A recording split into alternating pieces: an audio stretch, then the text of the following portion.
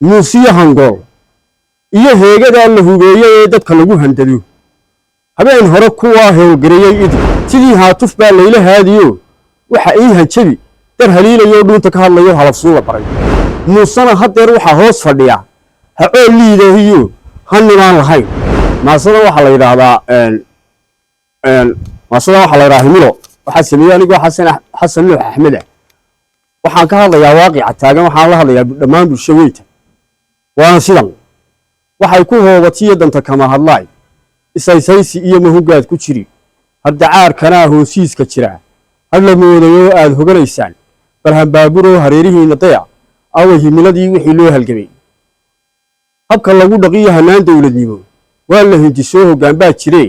garan wuxuu hagraday ama laga hayo ummadda u hantiya oo hoos u dhigo hadafkaad lahayd haabta lagu dhiciyo hayjada la dhigo himiladii bulshada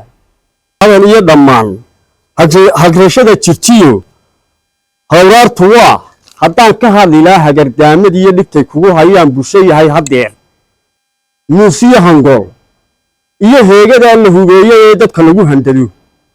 habeen hore kuwa howlgareeyay ilig sidii haatuf baa layla haadiyo waxa ay hanjabi dar haliilayo dhuunta ka hadlayo halafsuuga baray anna mahamrado waa suranahay waxa ila haboon halis inaan u galo hiilka shacabka iyo dalka hooyaday muusana hadeer waxa hoos fadhiya